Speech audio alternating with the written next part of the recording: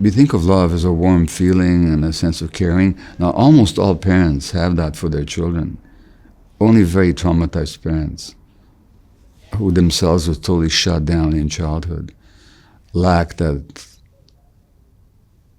oceanic sense of love for their children. But that sense of love, that feeling is not sufficient, because it's not what the parent feels that matters, it's what the child receives.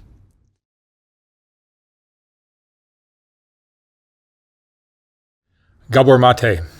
Gabor Maté. You are very, very well known, but just for those that aren't familiar with your work, your training is what? I'm a medical doctor. I was in family practice for 20 years, and I also did palliative care, looking after terminally ill people. So I've covered all ranges of the human spectrum from birth to death.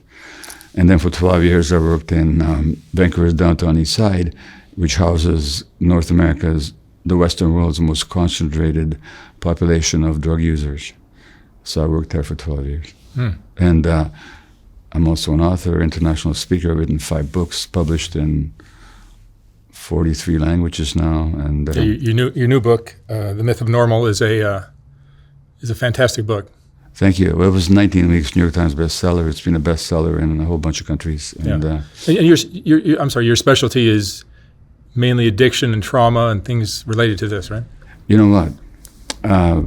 Or is it just life? Yes, but really my broad interest is in human development. So what allows people to develop according to their natural tendencies in a healthy way, and what impairs the development, and what are the consequences of that impairment. And they show up in addictions, mental illness, physical illness, personal dysfunctions, relationship problems. So really what I'm interested in is the whole spectrum of human experience and how that is shaped by our interactions with our environment and culture. So anywhere in that range, I'm interested. Where do we start? What should we ask? What is addiction? Sure. So I define addiction as manifested in any behavior in which a person finds pleasure or temporary relief and therefore craves it, but then suffers negative consequences and doesn't give it up despite the harm that it causes. So craving relief, pleasure in the short term, harm in the long term, inability or refusal to desist in the long term. That's what an addiction is. And if you understand, that definition does not restrict itself to drugs. No. It includes substances, whether legal, like smoking or nicotine or caffeine or alcohol, but or the illicit drugs, but also pornography, sexual roving, gambling, shopping, eating, bulimia, gaming, internet, cell phones, extreme sports, work. Would laziness be in there too? Laziness, nobody craves laziness. Okay. So again, the definition is if it gives you temporary pleasure, relief, and you crave it. So laziness is more a habit behind which there's all kinds of reasons. But no, it's not an addiction. Yeah. And what is the role of these addictions, these vices? So the medical litany around addiction, that it's a disease of the brain that's largely inherited, which I think is totally nonsense. Some people think it's a manifestation of weakness of will or moral failure, which is also nonsense, that it's a choice that people make. When I talk to anybody, can I make this responsive with you? According to my definition, have you ever had an addictive pattern? I don't care what it was, but yes or no? Of course, yes. Okay. Let me ask you this question then. Not what was wrong with the addiction, and I don't care what the addiction even was. What I'm asking is what was good about it. What did you get from it? Temporarily. Feeling secure and safe, maybe? Security and safety. Now, who doesn't want security and safety? In other words, that's a human need, actually. In other words, the addict just wants to feel like a human being. And it also means that the addiction wasn't your primary problem. Your primary problem was lack of safety and security, which then goes back to trauma. So my mantra on addiction is don't ask why the addiction, ask why the pain. What is the underlying pain that the addiction is trying to temporarily soothe? So that's the role of addiction. It's a forlorn, self-destructive attempt to solve the problem of human suffering. That's what it is. And on my channel, there are thousands of examples of the terribly traumatic experiences that people have had, and especially in their childhoods. Do any of us get through childhood unscathed? Softwhite Underbelly is about giving people a space to tell their stories, even when these stories challenge what we think we know. Ground News shows us different perspectives in the media, which is why Ground News is a perfect sponsor for my channel. In a world where algorithms censor much of the information we receive, some of the most important stories get missed from our news feeds. Ground News highlights local news from around the world, giving you an on-the-ground perspective that national coverage might miss. The app and website empowers you to form your own opinions by presenting you with every article published on any news story worldwide. My favorite part of the app is the data it gives you on each news source as you read it, such as where it leans on the political spectrum, a factuality rating indicating how subjective their printed reporting tends to be, and who funds it. I particularly like their blind spot feed, dedicated to showing you news stories that are underrepresented in the mainstream media. You can check this all out by scanning the QR code on screen or clicking the link below. It's easy to forget how much bias can shape the reality we live in. And in a world where our attention is constantly being fought over, my Vantage Plan easily helps me keep up with more important stories slipping through the cracks. So I encourage you to check them out at ground.news/SWU. Subscribe through my link or download the mobile app and enter promo code SWU to save 40% off their Vantage Plan. And by subscribing or even gifting it to someone you know, you're helping hold the media accountable and helping my channel directly. Thank you for watching. Well, again, unscathed. Without a traumatic... Well, so let's differentiate between hurt and pain and trauma.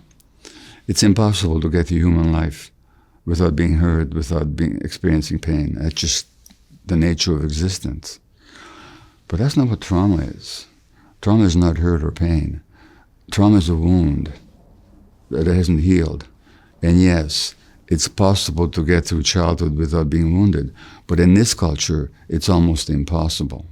That's why the subtitle of my book is Trauma, Illness, and Healing in a Toxic Culture. Because I think this culture wounds people from even before birth onwards. Now, if you look at human history, prehistory, we evolved in small groups, very communal, very collaborative, very supportive, where the members were very secure that they belonged to the community. Children were surrounded by loving adults. So it's possible to grow up without trauma. It's not possible to grow up without pain, but not everything painful is traumatic. Everything traumatic is painful, but you can have pain without being traumatized by it, depending on the environment and the support that you get. As a society, are we getting better or worse? Oh, it's getting worse. Is it? On the one hand, there's more awareness, there's more methods, there's more science, but if you look at from the point of view of human needs of either children or adults, it's getting more and more difficult. Children have the need for absolute security, which you didn't have, or safety, belonging in an attachment relationship. That's not negotiable. Oxygen is not negotiable. Security and safety for a child is not negotiable. It's a need. If we don't get it, we suffer. Children have a need to be able to experience all the emotions that nature gave them and to be able to express them and have those emotions validated and mirrored by the adults in a positive way. Adults have, we all have, adults or children, we all have a need to belong, to be connected with. That's our nature. Now, adults have a need for a sense of belonging. They have a need to be authentic, which means that they could be their true selves without having to follow and mold themselves according to the demands of their environment, and they have a need for meaning and purpose. Now, if you look at any of those needs that I've just outlined, this society is less and less capable of meeting them. Children are less and less safe and secure because the parents are more and more stressed. There's much less sense of belonging because communities, extended families have been eroded significantly. There's increasing isolation and loneliness. And in that context, no, it's getting worse. And, your recent Surgeon General in the States here, Dr. Vivek Murthy, wrote a book about loneliness. And loneliness is an epidemic in the society. So is obesity. And all these, both of those are harmful to health. And that's just one example. Here in the United States, where we're speaking, 70% of adults are at least on one medication, and 40% are at least on two. This is in the wealthiest country in the world. This is a toxic culture. And of course, childhood trauma, in all its forms is damaging to a person. Also, neglect is also a problem. Well, you're absolutely right. So if you look at, there were studies done in California called the Adverse Childhood Experiences Studies. They looked at 17,000 adults at their childhood histories and their adult health. And they identified 10 factors that they called adverse childhood experiences. Very famous ACE studies, published all over the world, which is why most doctors never heard about them. But that's a whole other story of what doctors hear and they don't hear. Adverse childhood experiences included physical, sexual, or emotional abuse, violence in the family, a parent being addicted, a parent being mentally ill, a parent dying, a divorce, or a neglect. And each of these added to the risk of addiction exponentially. So by the time a male child had 6 of them, his risk of becoming an injection-using drug addict as an adult was 4,600% greater than that of a male child with no such experience, a 46-fold increase. And that was done in California. To those adverse childhood experiences, we also have to add poverty and racism, because they can also create extreme harm to the psyche, the brain, and the body. And can trauma be transferred, I think it's called epigenetically, where it goes from one generation to the next, even almost like in the DNA? I'm glad you said almost in the DNA. Oh, not yes. Because it's not in the DNA. The DNA doesn't change, but genes are turned on and off by the environment. So it's like a musical score, which doesn't tell you how loud or how softly you should play that's the epigenetics. It's which genes are turned on and turned off. And so traits can be passed on epigenetically. Like we know this in animals. You make the grandfather mice scared, and then you expose, and then the grandchild, which is not exposed to the same scary stimulus, is still afraid. So the fear was passed on epigenetically. But that's only one way. Trauma in general is multi-generational. So that it's not just passed on epigenetically, it's also passed on to the fact that parents who are traumatized and who hasn't resolved or even understood or even been aware of their trauma when they bear children will almost automatically pass their traumas on to their kids through their behaviors and emotional patterns and so on. I mean, I did, and so it's not, nobody's here to be blamed, but trauma is almost always multi-generational. And is the solution to just learn how to love each other unconditionally as parents? Well, it depends what we mean by love, because we think of love as a warm feeling and a sense of caring. Now, almost all parents have that for their children. Only very traumatized parents who themselves were totally shut down in childhood lack that oceanic sense of love for their children. But that sense of love, that feeling is not sufficient, because it's not what the parent feels that matters, it's what the child receives. If the parent loves the child but is themselves too traumatized to actually see the child and to attune to the child, then the love doesn't get through. The sense of love gets through, and that's good, but to be truly loved, you have to be seen. And a lot of parents have great difficulty actually seeing their kids for who they are, without their own anxieties and expectations and their own emotional reactions and so on. So that love has to get through. And for that love to really get through, the parent has to be able to attune to the child. And which is to say, the parent gets the child's internal experience and knows how to respond to it. And when parents are stressed, as many of them are in this society, they have great difficulty being attuned to the child. So attunement here is the key. And so maybe teaching us how to be better parents, teaching us how to love ourselves and love each other could possibly help? Yes, but yes, but it's not a matter of teaching. You can't teach somebody how to love themselves. You need examples?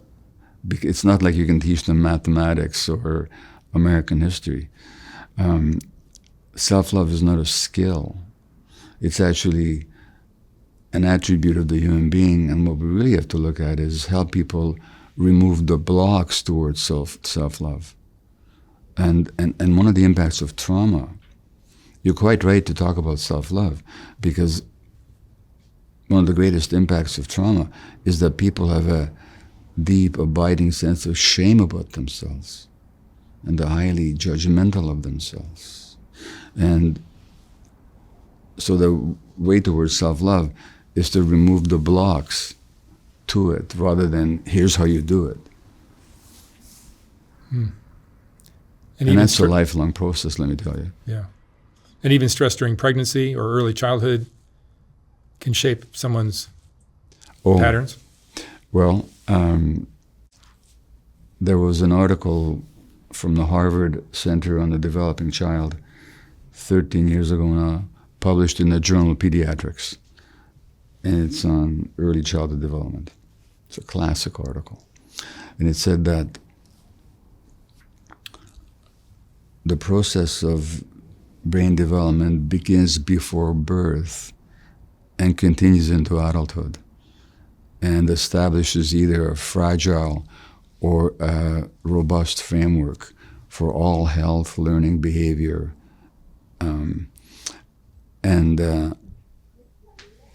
The fact is, we know now from multiple studies that when women are stressed during pregnancy, the stress hormones that she then generates from her adrenal gland go through to the infant with a negative impact on the infant's brain development. And women who are severely depressed or stressed during pregnancy, their children are much more likely to have developmental problems, mental health issues a few years later. So I mean, that's just not even controversial. So when people talk to me about how do you prevent addiction, and everybody thinks you prevent addiction by going to schools and telling kids how bad addictions are, useless. Because the kids who are listening to adults are not at risk, and the kids who are at risk are not listening to adults. The prevention of addiction needs to begin at, or any mental health issue, needs to begin at the first prenatal visit. So as a medical doctor, I delivered a lot of babies, about 1,000 in 20 years. And I was well trained to look after the physical needs, the physical requirements, checking the blood pressure, the weight, the diet, the blood sugar levels, and so on. Nobody ever told me to ask the woman, how are you feeling emotionally? How is your relationship? How much calmness or how much stress do you feel? Who do you ask for help when you need it? Those questions are not taught to medical students. And yet, the woman's emotional states do have an impact already on the infant. So that it begins really early. Do you believe any child escapes trauma completely? Yeah, I do. Some, but it's a minority. What does it look like as an adult? An adult who is comfortable with who they are, who's in touch with their authentic self, which means with their gut feelings, their body, and their gut and their heart, who respects their own individuality and the individuality of others, and can interact with people in a non-defensive, non-reactive way, and can respond to the present situation based on the needs of the present, not some programming from the past. And by the way, speaking of trauma, when I was working in the downtown east side of Vancouver, in 12 years, I didn't have a single female patient who had not been sexually abused as a child. Not one. Really? And all the men had been either neglected or abused or, this is the extreme. But in this society, there's such a punitive attitude towards people who are drug addicted. And there's two fundamental flaws about that. One is we're blaming people for having been hurt and being desperate to escape from their pain. Number one. Number two, those people who are drug addicted are no different from the rest of us. When I was working with these people, I saw myself in them. I had my own addictive behaviors. I manipulated and I lied about them, and my addictive behaviors had an impact on my family and even on my work. Only thing is, it wasn't to drugs. So I didn't face any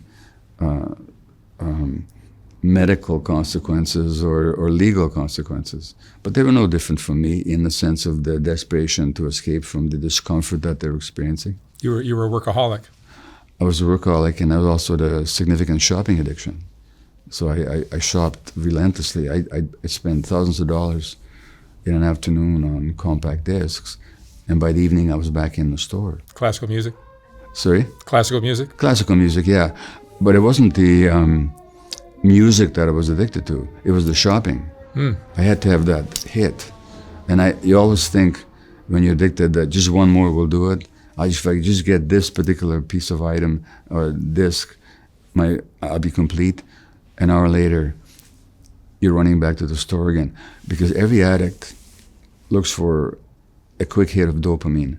And dopamine is the brain chemical that makes us feel alive and vital and present and motivated. And of course, that dopamine hit is very temporary. So if you look at the brain scans of pornography addicts, there's this surges of dopamine. It's not the pornography they're addicted to, it's the dopamine. They just happen to get the release of dopamine through the pornography. The gambler is the same thing. The gambler is not after money, because typically a gambler wins a lot of money in the slot machine in the evening. By the morning, he's losing again. He's after the excitement, the anticipation. The sex addict is not after sex as such, because if they were, the solution to sex addiction was very simple. Just marry another sex addict. And then you can have all the sex you want for the rest of your life. No, it's the conquest, it's the hunt, it's the excitement, it's that dopamine surge. And everybody who's addicted, that's what they're addicted to. And so why are we blaming these people who are using drugs? Why do so many people relapse, even after years of being sober and doing well? That again has to do with the addicted brain. So what we have to understand here is that the human brain develops in interaction with the environment. It's not genetically determined. There's 20,000 genes or so in the human organism. About 10,000 are dedicated to the central nervous system and the brain. And the brain has billions and trillions of connections. There's not enough genes to program our brains.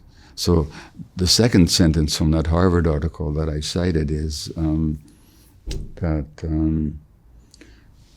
the interactions of genes and experiences literally shapes the circuitry of the developing brain. So it's not the genes, it's the action of the environment on the genes, shapes the circuitry of the developing brain, and is significantly influenced by the mutual responsiveness of adult-child relationships, particularly in the early years. Now, the circuitry that doesn't develop in the addict really well is the opiate endorphin circuitry, our internal opiates. That's why they want to do morphine. And endorphins are essential for pain relief, for pleasure and reward, and for love. And so I asked a patient of mine in the downtown east side once, a 27-year-old woman, she had HIV. And I asked her, what does the heroin do for you? And she said, first time I did heroin, it felt like a warm, soft hug. She was just looking for love because her own circuitry had not developed because of the childhood trauma. Then the dopamine circuitry, which is the motivation, seeking, vitality circuitry, that doesn't develop. And stress regulation circuitry also doesn't develop. And stress regulation means that when something happens, I respond proportionately to what's going on in the present moment. But when the stress regulation doesn't develop properly, I don't know how to regulate my stresses. I don't know how to calm myself down after a stressful incident. And so when you talk to people who relapse, over and over again, you ask them, well, what happened just before you relapsed? Usually something stressful happened that they didn't know how to cope with, and then they go back to the known entity, which is the addiction, that'll soothe their stress, like it might soothe your insecurity and lack of safety temporarily. So usually relapse is a response to stress, and that's the whole problem with the addiction treatment industry and even the 12-step movement.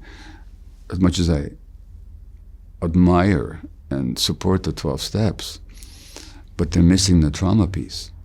So somebody can, and there's a distinction between abstinence and sobriety. Abstinence means you're not using something. That's great, nothing wrong with it. But sobriety means that you can actually soberly consider your situation. So a lot of people give up the substance without becoming sober. And that means when they get stressed, they go for the tried and true. And what role does shame play in keeping people trapped in these cycles of addiction? Shame is huge. And that's one of the greatest impacts of trauma, is a deep sense of shame about the self. And people think that shame is a response to what they did or they didn't do. No. They think they're ashamed of themselves because they're addicted. Actually, it goes the other way around. The shame came long before the addiction. And the shame has all kinds of sources, but again, it has to do with early trauma, early neglect, or early disconnection. If a child is suffering, either because bad things are being done to them, or because they're not getting their needs met in a positive sense, the child can make two assumptions unconsciously. One is, the world is screwed, my parents are incompetent or cruel, here I am. The other assumption is, these bad things are happening to me because there's something wrong with me fundamentally, and if I work hard enough, maybe I can fix it. Now, which belief do you think is more acceptable to the child? It's obviously the second one. At least it gives them some sense. So even the shame comes along as a kind of adaptation, but it's debilitating. Shame is the worst state. When you're shamed, you just don't want to be here. You want to sink into the ground, and you want to even further isolate yourself. Yeah, shame is a horrible emotion. It's the worst state there is.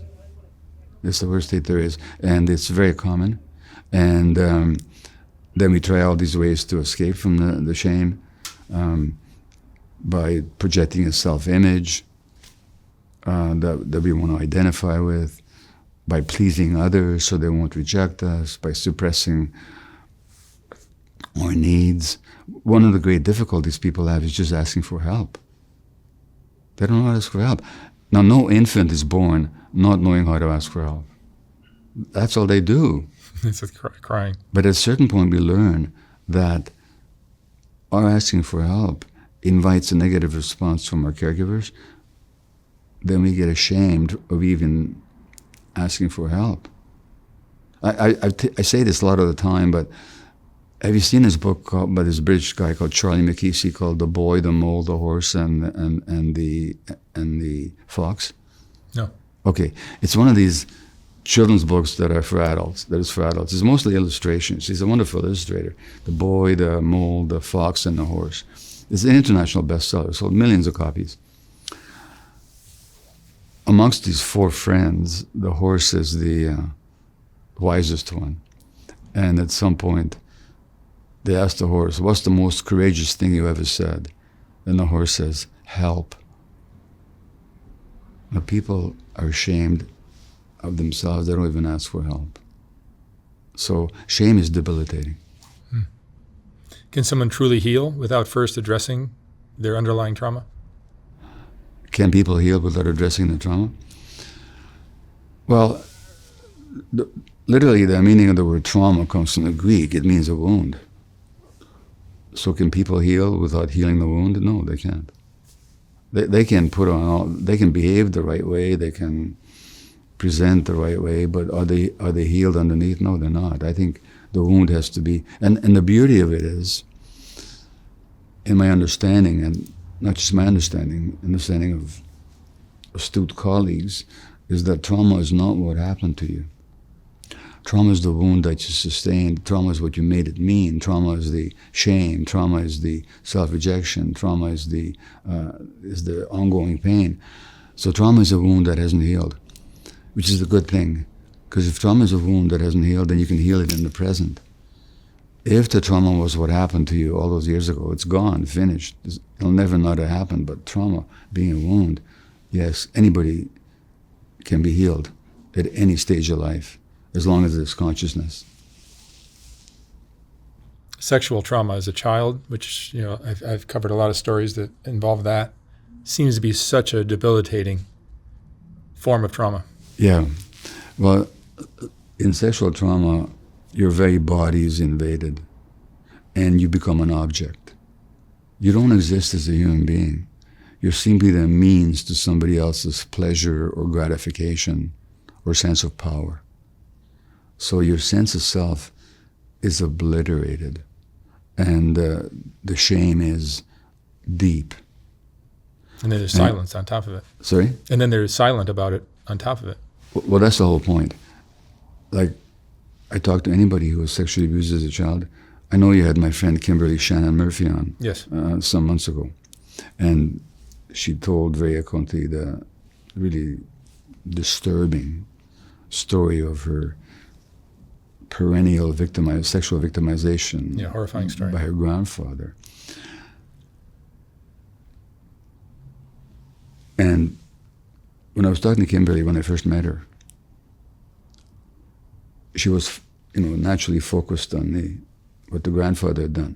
But then I asked her a question, and I asked it of anybody who was traumatized. Who did you speak to? And the answer is almost nobody. In other words, by the time the abuse started, the child already knew intuitively that they were alone and helpless. And that's what potentiated the trauma. Because the perpetrator can tell with almost laser-like accuracy who is undefended. It's not the child's fault. But by the time the abuse happens, this isolation also happens, so people then don't ask for help. Remember the infamous case of Dr. Larry Nassar, who was the physician to the Olympic gymnast team? Girls that he looked after would wear double underwear to his office to minimize the sense of what he was doing to them, but they never told their parents. Most of them never told their mothers. And the ones who, and of course also what happened is when they did tell, and then the parents tried to do something, the Olympic Association dismissed it, just ignored it. So that this silence, this cone of silence surrounds the sexual abuse victim, whether in the family of origin or in the institutions at large. How can parents break the cycle when they're still carrying their own wounds? Well, look, when I first became a parent, I had no idea I was even wounded. I just thought this is life. So when you ask how does a parent break the cycle, if they know they're wounded, that's already a huge step forward. That's already a huge step forward. That's the beginning. The Buddha said somewhere that the Buddha was a great psychologist. All the great spiritual teachers are wonderful psychologists, by the way. I mean, they just see into the human soul. And Buddha said that once you know the source of your suffering, you're already in the way towards healing. So the parents who know that they've been traumatized, they can get all kinds of help to deal with their traumas, and that'll ensure they will not pass it on, or they'll pass on much less of it to their children. And there's all kinds of ways, but being aware that you're traumatized and then having the awareness that in order not to pass this on to my kids, I got to work on myself, that's the best thing they can do. Is it possible to repair relationships with our children after years of disconnection? Funny you should ask, because I wrote The Myth of Normal with my son Daniel, who is 50 years old this month, as we speak. Daniel and I are now working on a new book. It's called Hello Again, A Fresh Start for Parents and Adult Children. And believe me, we've had to work at it. And yes, it is possible if the will. It's not always possible or even desirable. But in many cases, if there's some scintilla of willingness there, yes, it is possible. What would you say to a parent who feels guilt for the way they raised their child? Yeah. Well, you're talking to one of them. At least for many years, I carried a lot of guilt. Here's what I would say to them. Yes, you're right to acknowledge that the way you showed up for your children hurt them, or maybe the way you didn't show up for them hurt them. But what morning did you decide to hurt your kids? What decision did you make to make them suffer? You never did. You did your best. That was your best at the time. That's who you were at the time. So guilt is totally inappropriate. You're not to be blamed. It's fine that you should acknowledge that it happened. A bit of healthy regret is always a good thing. But the guilt, and guilt implies you did something and you knew better and you didn't do it. Well, you didn't know any better. Or if you did know better, something in you prevented from fulfilling what you knew. There was some trauma there. So it's not deliberate on your part, never was. And so guilt is totally inappropriate. Parents should never be blamed. That doesn't mean we don't acknowledge what they did or didn't do. It also doesn't mean that the child shouldn't feel angry about it. You know what I said to my kids once I became aware of all this stuff? I said, I'm not worried you'll be angry with me. I'm worried you won't be angry enough. I want people to experience, a lot of people who are hurt, there's a lot of anger there that they suppressed. That suppression of anger has got terrible consequences. So I'm not saying there's no room for anger. I'm not saying there's no room for genuine, healthy remorse, but guilt. And that's the first thing. The second thing is, no child wants to be seen as the parent's mistake. If I look at my kids, and if I see only my guilt, I'm not seeing them. I'm just projecting my own stuff onto them. I need to see them for who they are. And when you look at them through the eyes of guilt, you're doing them no favor whatsoever. I think in romantic relationships, in a marriage, for example, it's really important when you have, let's call it a fight or an argument, whatever, with your partner, to allow them to come back without shame. Well, absolutely. And super important. Absolutely. It's so difficult. Even after they've fucked up terribly. Yeah. You allow them to come back with their head held high. And my own pattern in relationship has been, and I've been married this year, it'll be 56 years.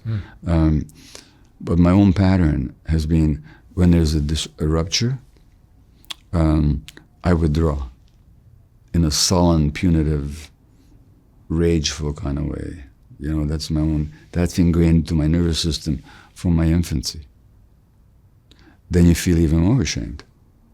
Now, there's a wonderful colleague of mine, Dr. Ed Tronick, Tronick, who is one of the seminal figures in looking at child-parent relationships. And he says that rupture and repair are an inevitable and even necessary part of human relationships. So ruptures will happen between child and parent, between married couples, between friends. As long as we recognize that rupture and repair are natural human attributes, and once we've had the rupture, we go back to the repair without shame, just with some curiosity about what happened here and what was my own role in it. Or what did you do to me, but which is my own tendencies, We all want to be victims. And because when you're a victim, you have no responsibility. I don't recommend victimhood to anybody. As much as, acknowledge what happened, but in a relationship, the most important thing you can do is to look at your own role in it, what you contributed to the situation. It's interesting how we create our worst fears in our lives. Oh, yeah. And if you're afraid of being betrayed, if you're afraid of being a victim, you're afraid of, you'll subconsciously almost create that scenario. You will, and when you form relationships, you'll almost inevitably find somebody who will fulfill your worst nightmares. So it's interesting. So when we get into relationships, we kind of get together with our dream lover, but we also get together with our nightmare lover. And the dream lover is what we see, The nightmare lover is what we carry in our unconscious. And that's what we're going to attract to ourselves, which is okay as long as both partners are willing to work on it together and use the relationship as a template for growth. In relationships, and especially in romantic relationships, it's helpful to almost be your own psychologist. Your own psychologist? Yeah. Your own relationship coach. Well, if you can, what you need to do is to be at least curious. I mean, what do you mean by own psychologist, by the way? Well, like understanding why your partner is behaving that way, and seeing through their behavior that's pushing you away. Yeah, you have to get what their experience is. Exactly. Seeing things from their side of the fence. Exactly. Like in my marriage relationship, almost any time I feel myself aggrieved and perceive myself as victimized, and I'm assuming that I know what the motives of my partner are, then when we talk about it, it's like a total flip. No, that's not what she was intending at all, and she had a totally different experience. But the natural tendency is to identify with the hurt ego and then not see the other person's experience. Forgiveness is a very powerful tool. What do you mean by forgiveness? Just in terms of relationships, Yeah, but what do you mean by forgiveness? Understanding what that behavior was why it happened, what created it. Excellent. If by forgiveness you mean understanding, then understanding. Yes. Yeah, that's great. What does Jesus say on the cross? He says, "Forgive them, Father, for they know not what they do." Mm. He actually knows that these people persecuting him, they don't know what they're doing. That's his greatness. He's in touch with deep love, and he sees the frailty of the very people that are killing him. And he understands. So he says, "Forgive them, Father, for they know not what they do." So that forgiveness and understanding, yes. No. That doesn't mean you put up with it. So that, if somebody's in an abusive relationship, understanding whether the person does it does not take away from you the necessity of perhaps leaving that relationship. So you still have to take care of yourself. As a matter of fact, in an abusive relationship, I'm not even saying that you should understand your partner's behavior. You should understand your own. You should understand why you're still here. What is it that's compelling you to put up with this and to subject yourself to it? What sense of shame keeps you believing that you deserve this? So I think in an abusive relationship, I don't talk about forgiveness much. I talk about self-awareness. Yeah. Are you? But you can call yourself religious? Religious? Yeah. Not in the least. I've never been religious in my life. Yeah, same here. I mean, I'm a Jew, but I never believed in the religion. In the sense, look, I grew up in communist Hungary till I was 13. And there used to be a joke there that in Eastern Europe, that you could be honest, intelligent, or a member of the Communist Party. As a matter of fact, you could be any two of those three things, but not all three at the same time. Because if you're honest and intelligent, you wouldn't join the party. If you joined the party, if you're intelligent, you couldn't be honest, and so on. Now, that was my same attitude towards the God that I was sold. God is supposed to be all good, omniscient, and omnipotent. And as soon as I had a brain, a mind, I said, well, if God is all good and all-knowing, that he can't be powerful. Otherwise, how come Auschwitz happened? How come my grandparents died in a gas chamber? How come I nearly died in a gas chamber as an infant? So, if God is all powerful and knows everything, he can't be any good. Otherwise, he wouldn't have allowed, So, no, I never believed in that. As a matter of fact, what's interesting looking back is I used to be enraged even at the word God. And I've been thinking for decades now, well, what was that rage about? It was about, because I wanted to believe. I wanted to believe in something greater than me, this little ego. And that God image that they were selling me just got in the way. So if you ask me if I'm religious now, no, I'm not. I don't have religious practice. I don't have religious beliefs. But do I think there's something greater than we are? Yeah. That we belong to, that we're a part of, that we manifest, that manifests us. I mean, these are words, but I truly sense that there's truth there. And some people have experienced it directly. I haven't, but I trust their experience. And I also, that's the only way to understand the universe. Tell us about your childhood, how you grew up. Well, so I'm almost tired of telling the story. Yeah, you can do an abbreviated version if you want. I made a very poor career move by choosing to be born as a Jewish infant in Hungary in 1944. Some people say you choose your birth. What an idiot would choose to be a Jewish baby in 1944, 2 months before the Nazis occupied Hungary and killed 500,000 Jews, including my grandparents, and persecute us. And I nearly died. I was very sick. To save my life, my mother gave me to a stranger, so I didn't see her for 6 weeks. That was my infancy. My father came back from forced labor when I was 15 months of age, the first time I saw him. Then we grew up in communist Hungary, and what I remember is we had a loving family. And my parents didn't see me. I mean, they couldn't. They had problems, actually, but they sure loved us, and it was a stable family home. And I read a lot. I was very serious. I was always thinking.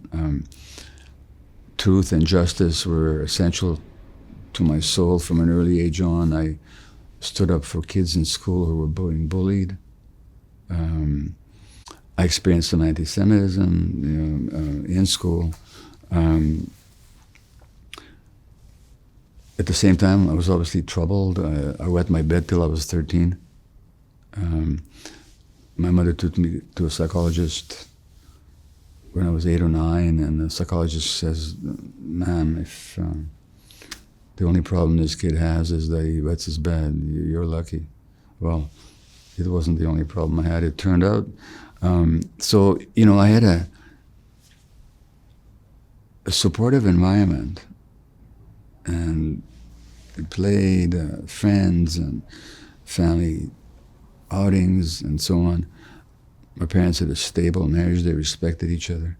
But I was deeply scarred by my first 1.5 years. And my mother, when I look back to it, she wasn't a very warm person. So she did a lot of work to meet our needs, but warmth was not something she was capable of giving us. So that's the kind of childhood that I had. And I lived in Hungary till I was 13. And then the Hungarian Revolution broke out against the communist rule, and then we became refugees, came to Canada. How do you think what your childhood experiences were affects your work that you do now? My work? Well,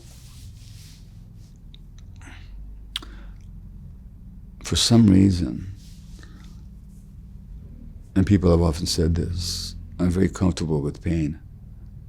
Not my own, but other people. I'm not afraid of people's pain, so I can be with their pain. And that's given me a lot of power in my work as a physician and addictions worker and healer. I'm not shy, I'm not afraid of other people's pain, and I can be with their pain. So that's a positive thing.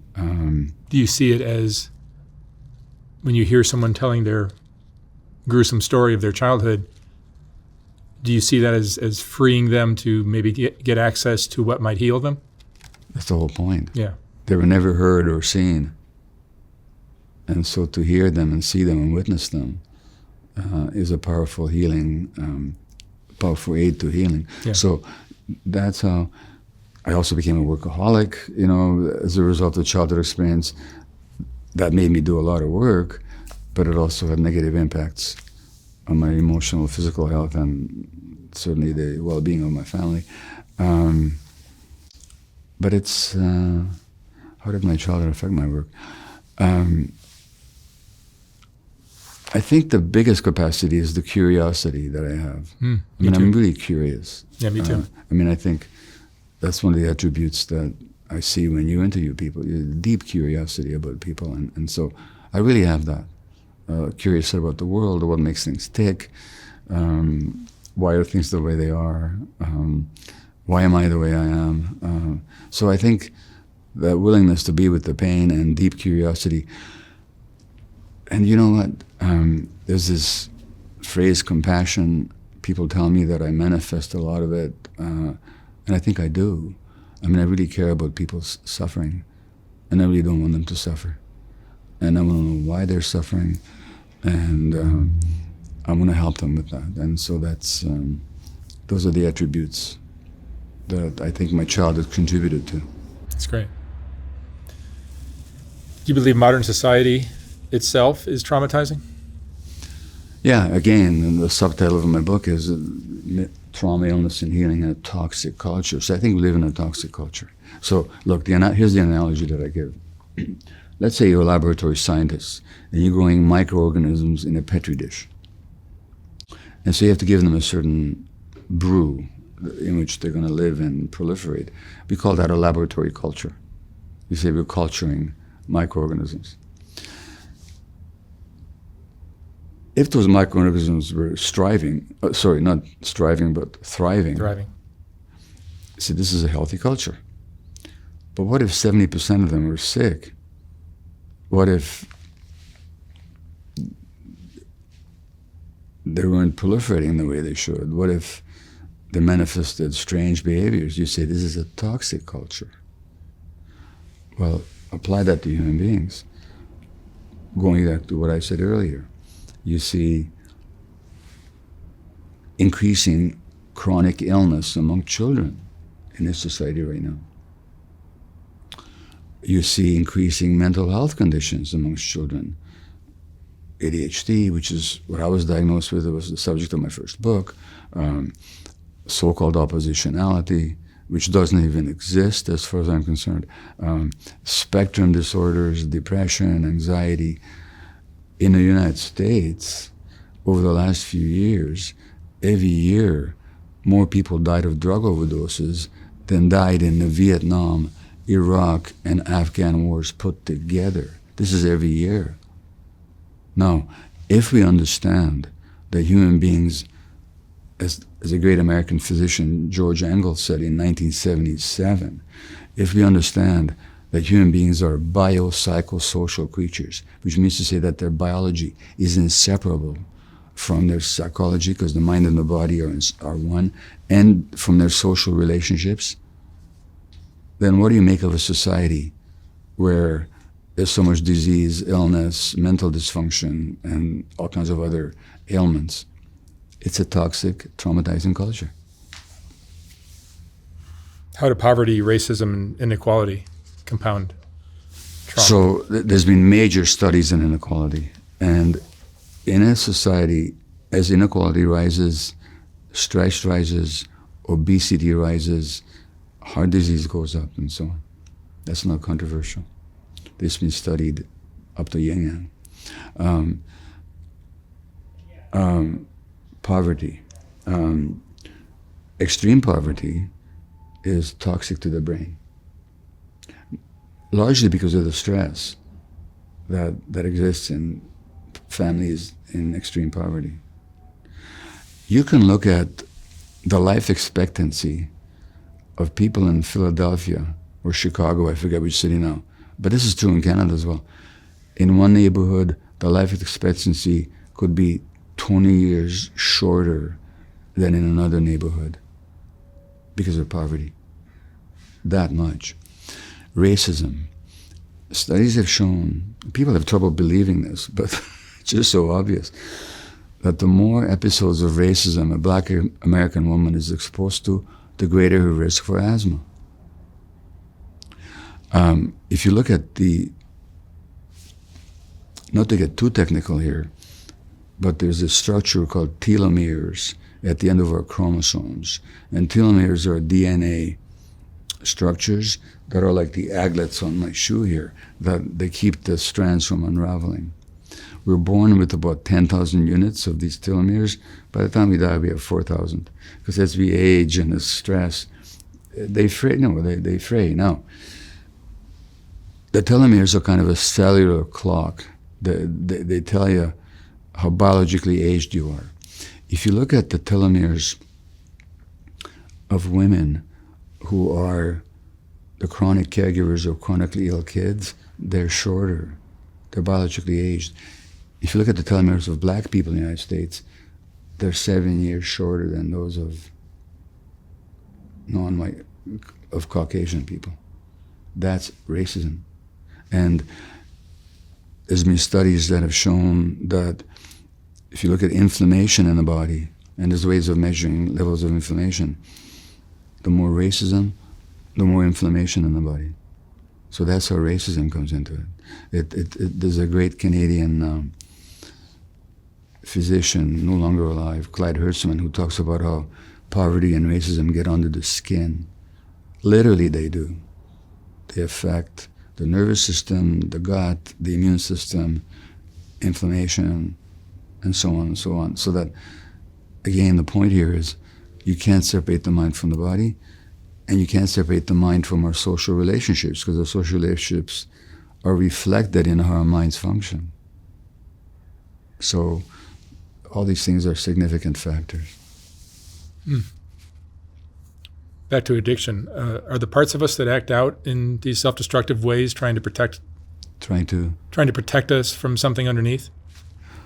Well, I think that's my whole point, is that the addictive behavior is an attempt to protect us from our emotional pain, our insecurity, our anxiety, our sense of isolation. When I speak to hundreds or thousands of people, and I give my definition of addiction, and then I ask, according to that definition, how many of you would acknowledge that you've had some addictive pattern in your life? Just about everybody puts their hands up. Just about everybody. I mean, there's a few people who are either blessed or they're liars. I don't know which. In denial. They don't put their hands up. You know, vast majority. Then I ask individuals, just as I asked you, what's wrong with the addiction? What's right about it? What did it do for you? Stress relief, pain relief, it numbed me. When do people need to get numbed? When they go to the dentist and there's going to be pain. It gave me a sense of control. It gave me a sense of belonging, sense of love. All these things are wonderful attributes. And if we lack them, it's not because we're deficient, but because they were shut down somehow owing to trauma. So again, the addiction is really an attempt to protect us from the impacts of trauma. Again, as you and I both know, it's an attempt that ends up as a total failure. But that's the attempt. Why does an addict often seem to become like the worst version of themselves when they're in the grips of their addiction? Why do they become? Like the worst version of themselves. It's almost like they're possessed by something evil. Well, they are possessed. But by the way, I personally stay away from the language of worst. There's a judgment implied there. What if we actually spelled it out?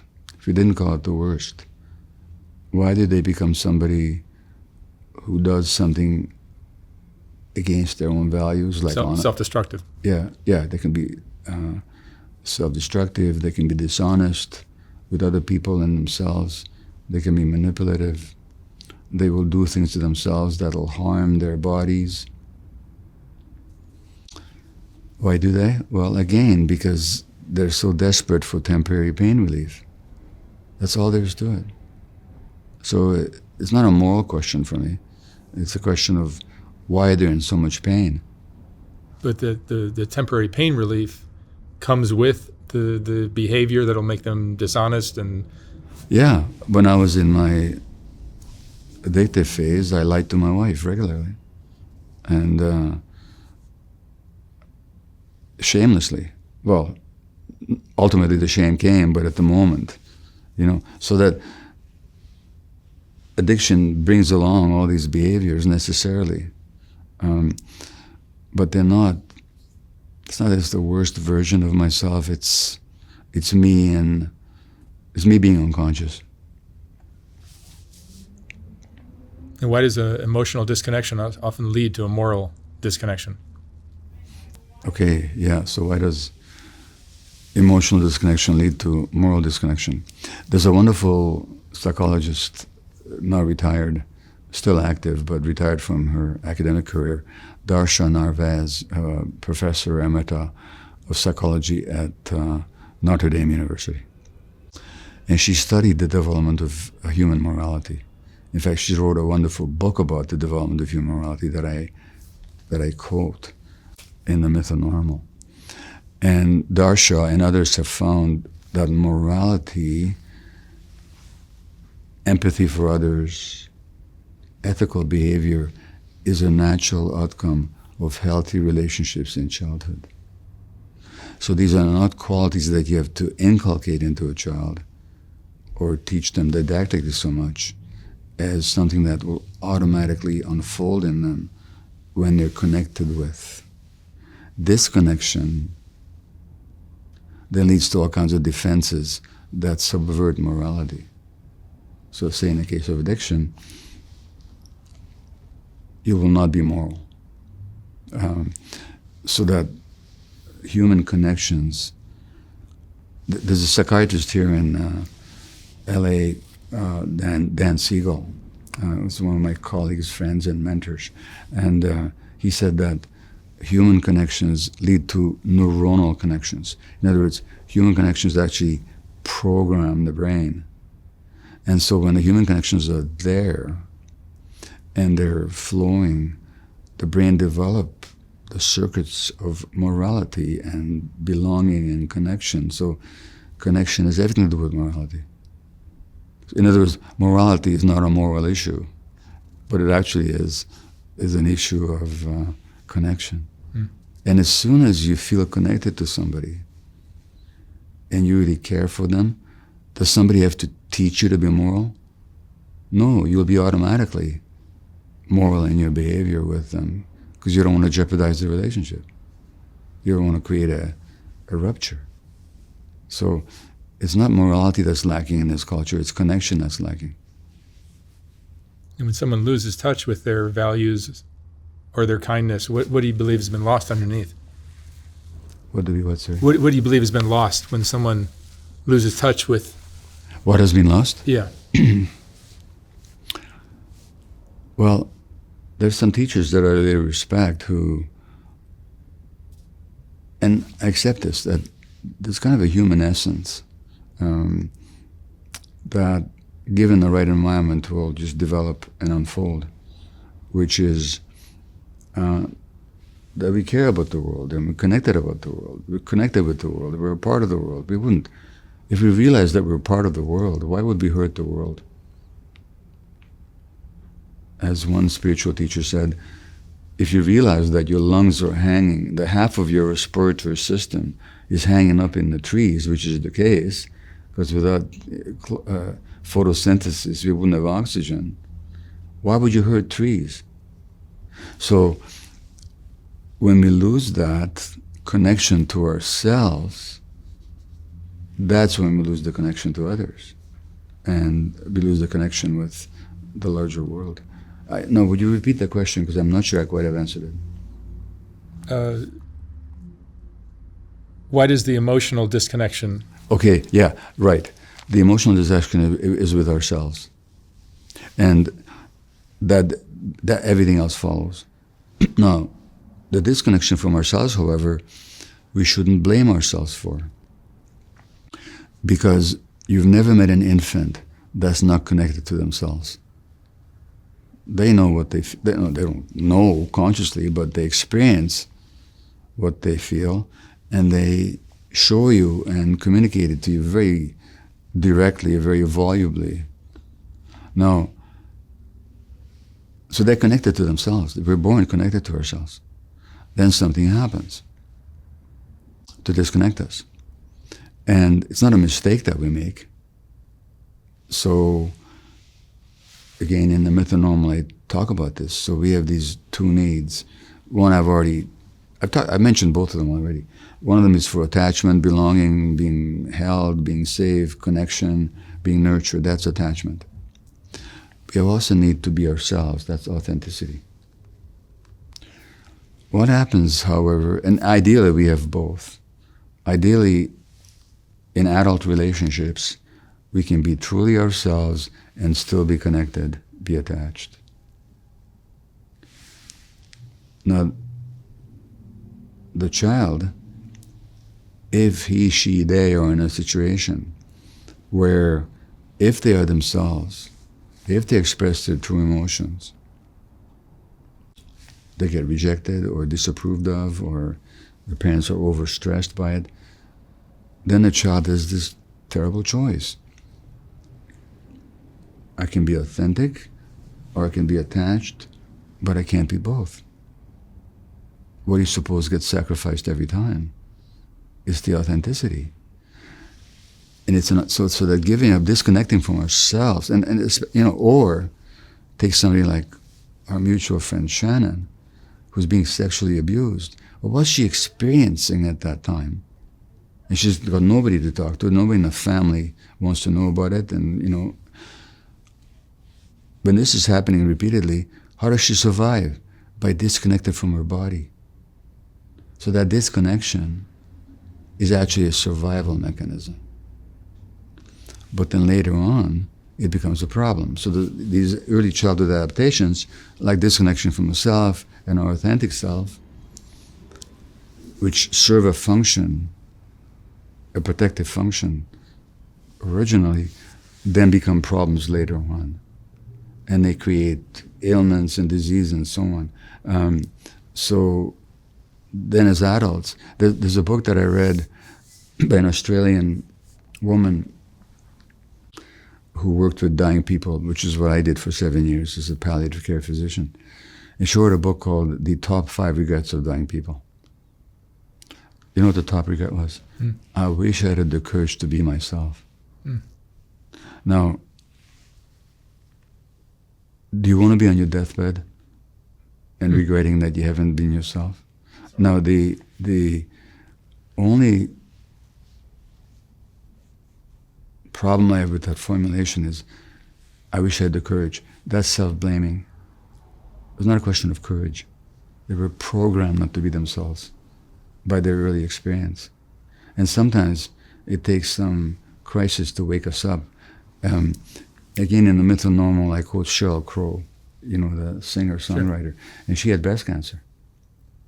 Typically, that happens to women who suppress their authentic self in order to make their relationships work. And Sheryl Crow writes in the Myth and Normal, not in the Myth and Normal, sorry, she actually said in an interview, I quoted her, that until my breast cancer, I was trying to please everybody else, suppress my own needs. There was always no more, and I put myself first, she says, and there was always a voice in my head telling me everything I did was wrong. I've silenced those voices. So sometimes disease comes along. I don't recommend getting sick as a way of learning anything, but when it does come along, it can be a powerful teacher. And for Sheryl Crow, as a powerful teacher, that she had not been herself. And now, that's her primary intention, is to be authentic. Nobody, I don't wish on anybody that they have this regret in their dying days. That's not the only regret people had, but that was the top one. Do you believe everyone, even those that are the most lost among us, is still reachable with compassion? Everybody is reachable. You have hope for everyone? Well, actually, I don't want to say that. Everybody who wants to be reached can be reached. Doesn't matter how dysfunctional or troubled or ailing they are, they can be reached. Not everybody wants to be reached. Some people are very comfortable in their defensive shell. In fact, that's one of the toxicities of this society, is that people are so defensive that they have to keep acquiring more and more in order to feel okay about themselves. They're aggressive, so they trample all over the other people. They're competitive, they have to win at all costs. And they're self-aggrandizing because their sense of self is so poor. They become CEOs, they become presidents. And then the world says, oh, isn't that wonderful? One of the toxicities of this culture is that it rewards and even admires these high levels of dysfunction. And those people are not reachable. Because as long as it's working for them, or they think it's working for them, they don't want to hear anything about what's really going on inside. And what's really interesting is, when I was researching the book, I read extensively on these two rivals for the presidency in the first Trump presidency, 2016, Hillary Clinton and Donald Trump. They both said in interviews, almost verbatim, I don't want to look at myself too much because I don't want to find out what's there. And they both had very traumatizing childhoods. And what's ironic is they were both innocent little children at one point. They were born innocent children. And they were formed into what they became. When you read about Donald Trump's childhood in a book by his psychologist niece, Mary Trump, who is the daughter of Donald's brother Fred, who died of alcoholism. She describes Fred Sr., the paterfamilias, the father of Donald and Fred, as a sociopath who really made his kids suffer. And the mother was ill. She was totally not there to protect the kids. If you look at Hillary Clinton's childhood, her father used to beat her. And if I remember right, was very strict, would throw her out of the house, would yell at her. And I talk about this sometime. This is fascinating to me. At the Democratic Convention, when Hillary Clinton was nominated, after the nomination went through, They played a video about her life, narrated by the voice of God, Morgan Freeman. And Haley at some point tells about this experience of resilience-building parenting. And here's the nub of it was, she's 4 years old, 5. She's bullied by neighborhood kids. So she runs into the house to her mother to seek protection. And the mother says, there's no room for cowards in this house. Now you get out there and you deal with those bullies. Now, what mother would do that? And what's the impact?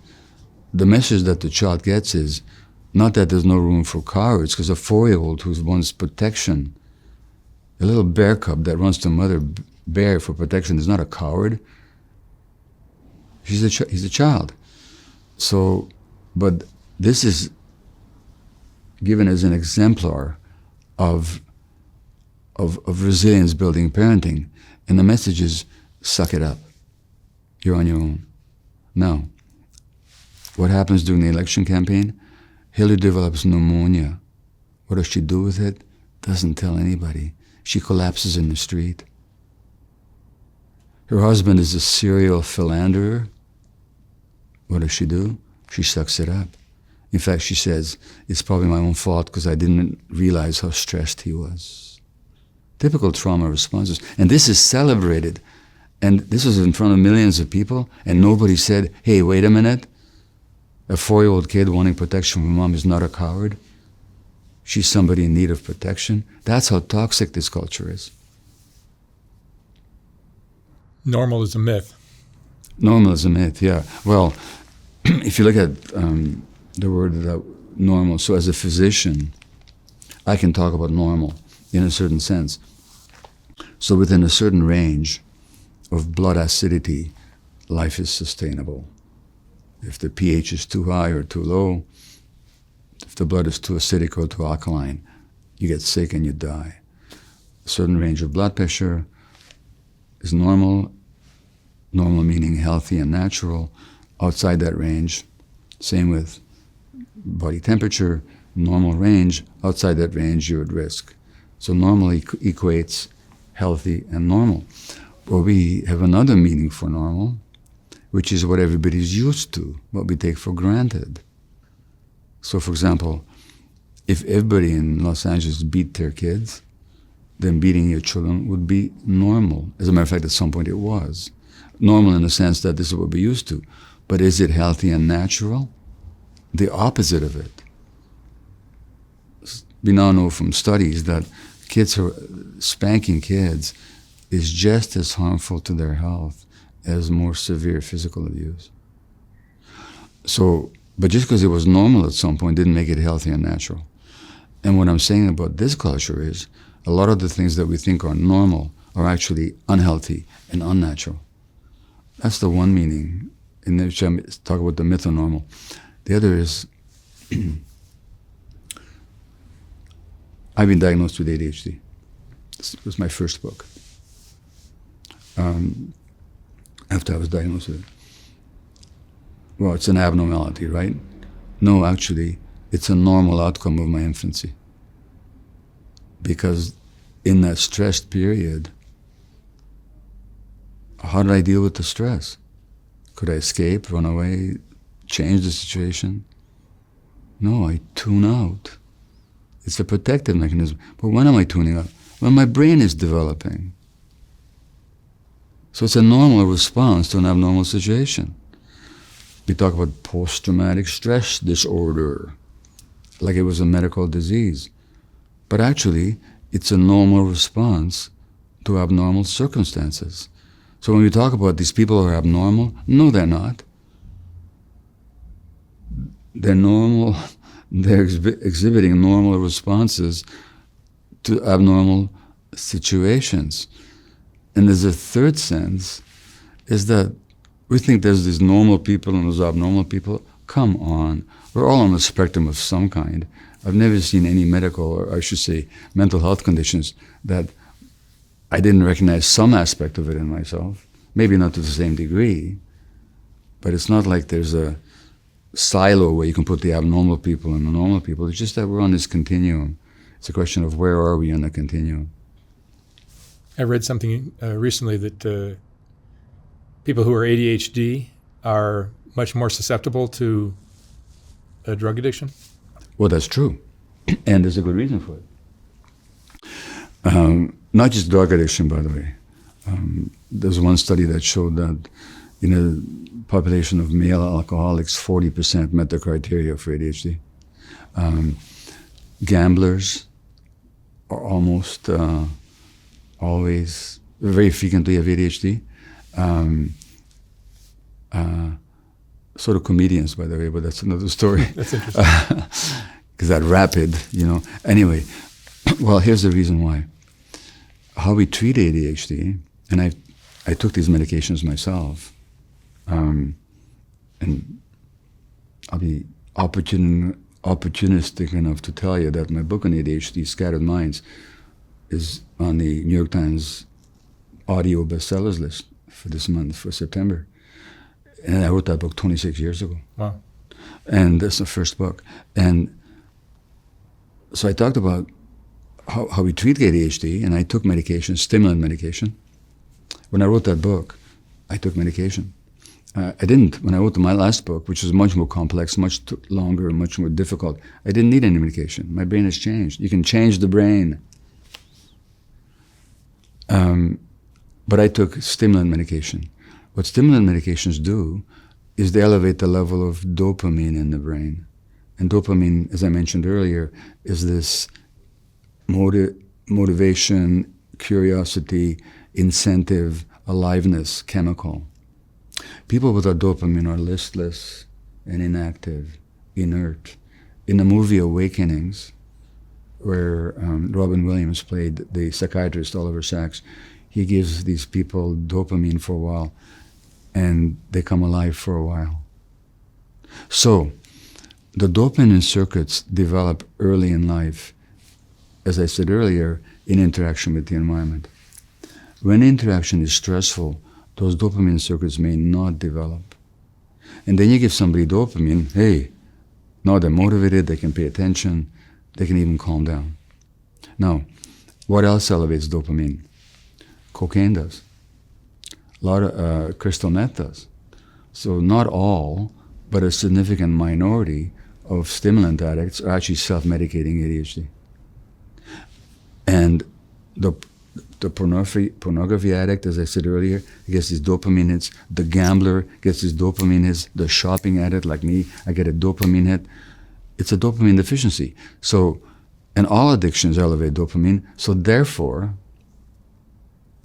of course there's an overlap, significant overlap between ADHD and addictions, because they both arise out of different levels of childhood stress, and they both involve the dopamine circuitry. So of course there's an overlap. Mind and body are inseparable, aren't they? They're one. There's a great American scientist called Candace Pert, and she coined the phrase mind-body. This is one phrase. It's one unit. So whatever happens, see, I could change your physiology in a split second without touching you, without giving you any substance. Just by screaming at you, your physiology would change. Your adrenal gland would start, the amygdala, the fear center in your brain, would send messages to a gland in your brain that would send messages to another gland, that would send messages to your adrenal gland, that would secrete cortisol and adrenaline, and all of a sudden, your heart would beat faster, your muscles would be stronger, you'd be faster, you'd be more alert, and you could counter the threat. And your cortisol levels will go up, give you more sugar to have more energy. So the mind-body. And all because I yelled at you. Now, that unity is 24/7. So our emotions and our mind states are forever affecting our physiological states. And so a lot of illnesses that people have. Now, I mentioned the study that the more episodes of racism a Black American woman experiences, the greater the risk of asthma. Now, we've also known for decades now, not that most doctors are told this, but there's been all kinds of studies in the medical literature, scientific literature, that the more stressed parents are, the more likely the kids are to have asthma. In other words, stress in the parents triggers inflammation in the air tubes and narrowing of the air tubes. Now, how do we treat asthma? You know how we treat asthma? You give people adrenaline and cortisol. Now, what are adrenaline and cortisol? They're stress hormones. As a matter of fact, across medicine, if you go to a dermatologist with a skin rash, what are they going to give you? Cortisol cream. If you go to a gastroenterologist with inflamed intestines, very frequently they'll give you cortisol. If you go to a neurologist with inflammation in your nervous system, as in multiple sclerosis, very often they'll give you cortisol. I could go on. You'd think we'd ask ourselves as physicians, and this is where the training of the medical profession is so woefully lacking. I'm not criticizing individual doctors. I'm saying that the medical culture is so lacking. We're giving cortisol for everything. We're giving the stress hormone for everything. You think we'd ask ourselves, gosh, does stress maybe have something to do with the onset of these conditions? No. Even though there's all these studies that show that, yes, stress is implicated in conditions of the nervous system, of the gut, in malignancy, in autoimmune disease, and so on, which we treat with cortisol. But we never make this mind-body connection that Candace Pert and so many others have demonstrated over and over again in the laboratory and in clinical practice, and yet it's almost completely ignored in medical practice, almost completely. Well, why do you think medicine often treats symptoms without exploring the root causes? Well, one of the reasons is the utter failure of medical education to educate, to inform practitioners about the mind-body unity. Let me give you an example. I think the second book I wrote is called When the Body Says No, which is about the mind-body unity. When people don't know how to say no, they take on too much, their body will say no in the form of illness. Here at UCLA, there's a rheumatologist who deals with autoimmune diseases. She read the book, and I saw her at a conference 5 years ago. And she said to me, since reading your book, when I see these people with autoimmune disease like lupus, rheumatoid arthritis, I start asking them about their childhoods. I start asking them about their stresses. I start asking them when they're not saying no. And you know what? I can reduce the medications, and very often they don't need medication anymore. And I've seen such cases all over the world, believe me. And then she says,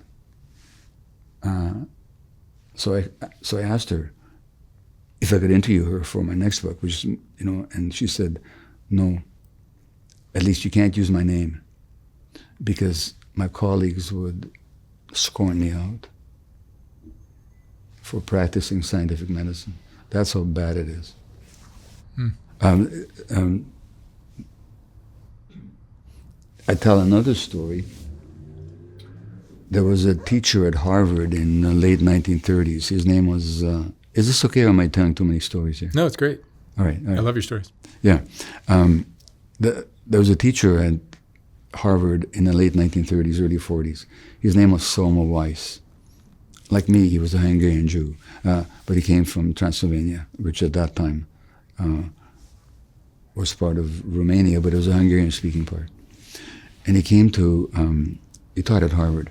He is so revered at Harvard that to this day they have an annual Soma Weiss Research Day in his honor. Okay, so that's how revered he was. In 1939, he gave a lecture to the medical school class in which he said that emotional factors are at least as important in the causation of illness as physical ones, and they must be at least as important in the treatment.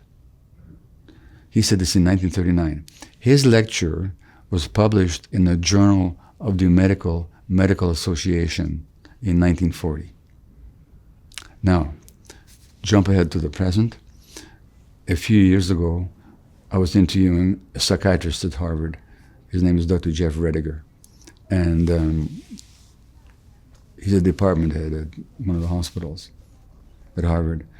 And Jeff wrote a book called Cured, about people who seem to get better from terminal illnesses without medical treatment or despite the failure of medical treatment. So I was very interested to talk to him. Anyway, so we were talking with Jeff, and Jeff told me that to talk about mind-body health at Harvard is to jeopardize your career. Now, it's changing. They've now established an institute for mind-body. But he said it's changing, but it's very slow. Now, so here's Semmelweis saying this wisdom, how many years ago now? We're looking at 70 years ago, 80 years ago, I don't know. And they honor his name, but they've totally forgotten what he taught. That's how absurd it is. Talk to me about how modern culture disconnects us from ourselves. Well,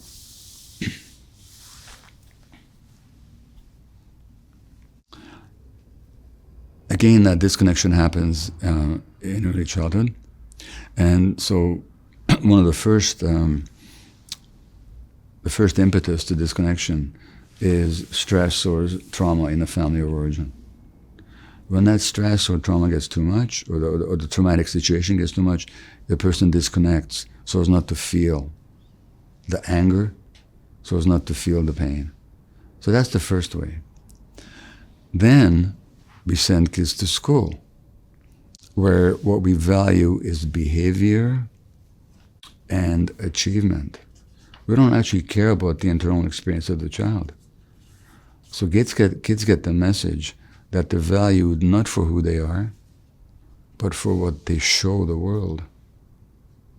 So that's the second way. The third way, then, is the culture of certain expectations of how we should be, how we should look, how we should act. Now, a child who gets the message that they're not important just for existing, they're not worthy just for existing, will then try to make themselves worthy by, say, becoming a helper. And a lot of people go to medical school because they have this need to be important. I mean, there's all kinds of good reasons to go to medical school, but a very frequent unconscious need is just the sense of importance. People that are not valued for who they are will be always trying to measure up to the people's expectations. If you don't get the sense that you're liked, you'll try to be very nice all the time so they will like you, suppressing yourself. If you weren't loved for who you are, you might become very charming, so people will love you. In other words, we develop these personalities not based on who we actually are, but to gain the approval of other people. It's all very addictive because it's always very temporary. So part of my workaholism was, it doesn't matter how many people admired me or praised my work or wanted my help. That's the nature of any addiction. You have to have more and more and more.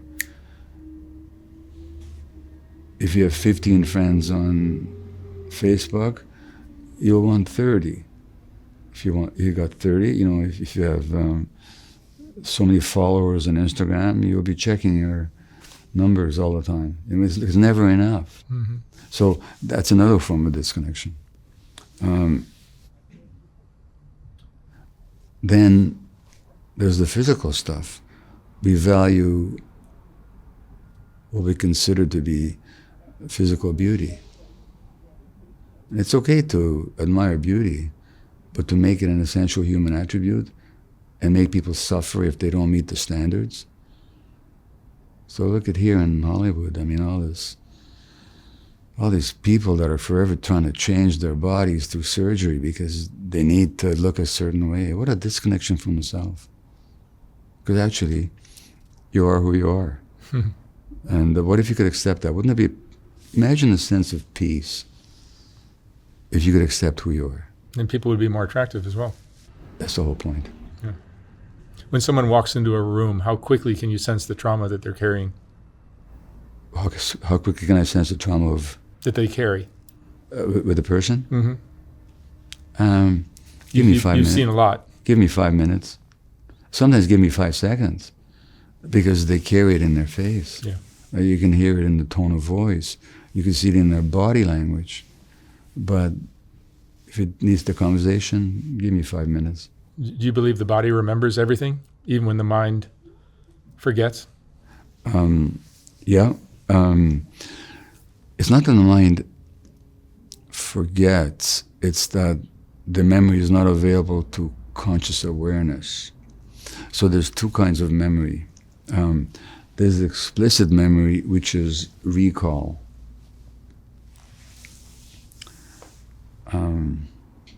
Like a few minutes ago, I was talking about these glands in the brain.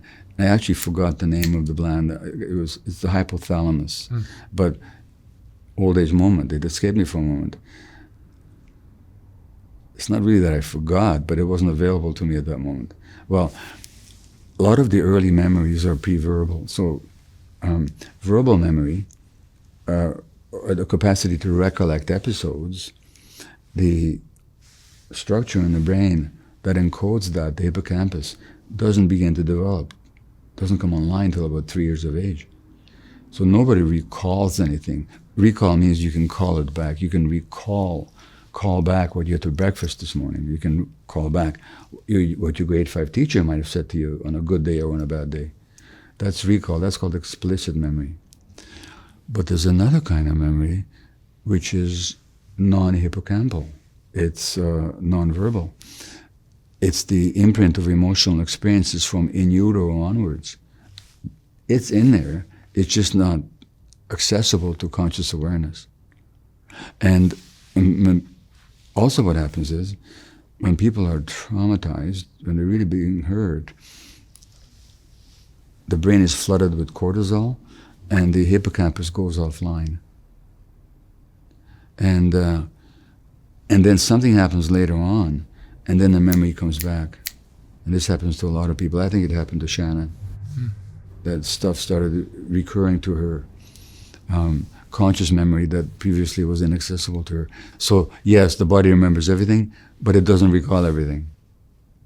But it's not unusual, for example, for somebody to go to a massage therapist or the physiotherapist, and they'll massage or touch or press on a certain muscle or a certain part of the body, and poof, the person is flooded with emotion.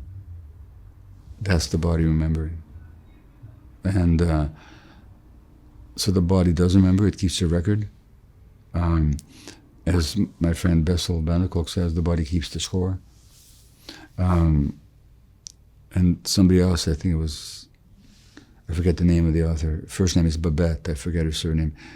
I think she called it the body remembers. Yeah, the body does remember.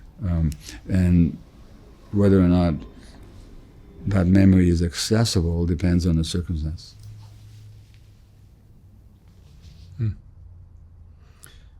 Do you think some people secretly don't want to heal because their pain feels like their identity? That's true. They so identify with their trauma, they don't even conceive of the possibility of healing. And it's also true that sometimes there's what you call a secondary benefit. So let's say I've interviewed people who said that when they got sick, it's the only time they could ask for help. Now they have an excuse to ask for help. Well, if you believe that you're only worthy of health, only worthy of help when you're ill, then you might not want to give up the identity as an ill person, because now you have a reason to ask for help, to get some attention. So yeah, there are some people who are so identified with their pain because it gives them some kind of benefit. In a lot of the stories on my channel, it's obvious that the addiction is about killing the pain, but also sometimes it appears like the addiction is about killing the self. They almost seem so self-destructive that they're trying to kill themselves. I'm not sure I agree with that, but to the extent that I do. Well, like when somebody is doing fentanyl and they overdose 12 times and they're doing it again. Well, let's say I agree with you. Okay, they're trying to kill themselves. It's not themselves they're trying to kill. It's their suffering they're trying to kill. The person who thinks about suicide, and I certainly have, not that I've done it or have ever planned it or ever intended it, but I've certainly imagined it. That's just, how can I escape the suffering? So even if a person wants to kill themselves, it's because they can't imagine themselves without suffering, and the suffering is too much. So even that impulse, there's some self-saving dynamic behind it. With the recent release or all the attention that these GLP-1 drugs are getting for weight loss, can you imagine how that would impact the addiction world if there was a similar drug that treated alcoholism and addiction? Interestingly enough, and I don't remember this, I could be misspeaking here, but I think I saw one article about how those drugs have a positive impact on addictions. Yeah. On addictions. The cravings. Yeah, because it's all about craving, isn't it? Yeah, it just suppresses the craving. Well, I tell you, here's the issue. I'm not sure that the last word has been written yet on these new drugs. I know they're the rage right now, and I've certainly read the articles about their benefits. Here's what we don't know. What is the long-term effect after decades? We have no idea. They haven't been around long enough. Number one. So it's a bit of an experiment, a massive experiment. Number one. Number two, what seems to be the case is that they work as long as you take them. You stop taking it, it comes right back. And if you stop, nothing's changed, except that your craving has been temporarily suppressed. But you haven't healed. And obesity is not it's like any other addiction, the eating. It's just another way of people trying to comfort themselves with junk foods and overeating in a highly stressed society. So these drugs, for all their benefits, and again, we'll have to see after decades what their impact really is in the long term. They don't solve the underlying problem. Which I'm not telling people not to take them, that's their call, but I'm telling you, they're not a long-term solution unless you take them for the rest of your life, which we don't know what the outcome will be. I mean, so far there's a lot of positive things about them. Yeah, and a lot of people swear by them. Yeah. Certainly a lot of people losing a lot of weight. It's true. Yeah. Why do people sabotage the very love that they're desperate for in like romantic relationships? Well, again, I'm very careful about language. Now, a saboteur, if somebody wanted to sabotage the airport, is it LAX, the airport here? Mm-hmm. If somebody wanted to sabotage the airport, they'd plan it, they'd have a deliberate intention to cause harm, they'd have a scheme, a plan that they would execute to commit this act of sabotage. When you say sabotaging the very thing they want, does the person actually plan, have a conscious intent? Or is it more fear? Sorry? Or you're saying it might be more fear? It's more about fear. And sometimes it's just the acting out of impulses they got no regulation over that will have the effect of damaging the relationship, but they're not trying to sabotage anything. And sometimes it's even testing the relationship. Mm-hmm. Will I still be loved? I think very often it's that. Yeah. So it's not, the intention is not to sabotage. Mm-hmm. Is there a point where healing becomes learning to live with the wound instead of fixing it? To some degree, it's learning to live with the pain. So I have this deep sense of abandonment because of what happened to me when I was 11 months of age, being given to a stranger. So in my relationship, when I perceive that I'm being abandoned, by the way, I'm not. It's just a perception that I have based on old programming. My tendency is to withdraw. That's my default setting, is to withdraw and to get sullen and to close down. What if I could just say to myself, and by the way, increasingly this has been the case, oh, I'm feeling pain right now. Can I just stay with the pain and not withdraw? So it's not so much to live with the wound, but to live with the pain. Can we live with pain without having to escape from it? I think that's a key question. And eventually, of course, I learned that I'm not being abandoned, and even if I was, I can handle it because I'm an adult. But it's being, in life we have to develop the capacity to be with the pain and be with the grief, you know? Mm-hmm. Yeah. Well, one last question, Gabor. After all your years of fabulous work, what do you hope the world finally understands about trauma?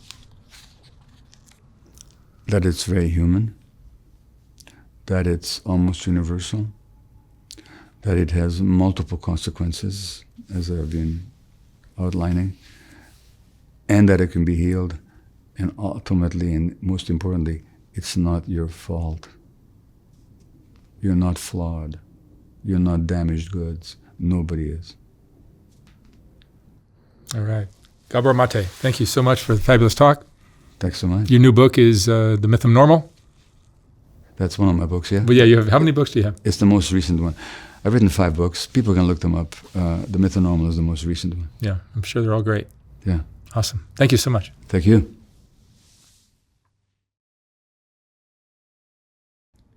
When I was designing the first Soft White Underbelly book, I realized that there were so many great portraits that weren't going to make it into that book. They just wouldn't fit. And once I saw how well that first book sold, I knew I'd have to design a second book. This second book is finally ready to ship. Like the first one, this book has a collection of some of the best portraits from Soft White Underbelly, accompanied by a quote from that person's interview. This book features another group of Rebecca portraits, as well as a collection of color images of the Whitaker family, and plenty of others. You can order yours for $125 or $150 for a signed copy at softwhiteunderbelly.org. Again, like the first book, once this book is sold out, I will not be printing more of them. The portraits are what Soft White Underbelly is all about, and these 2 books contain the best of all that work. Thank you for watching.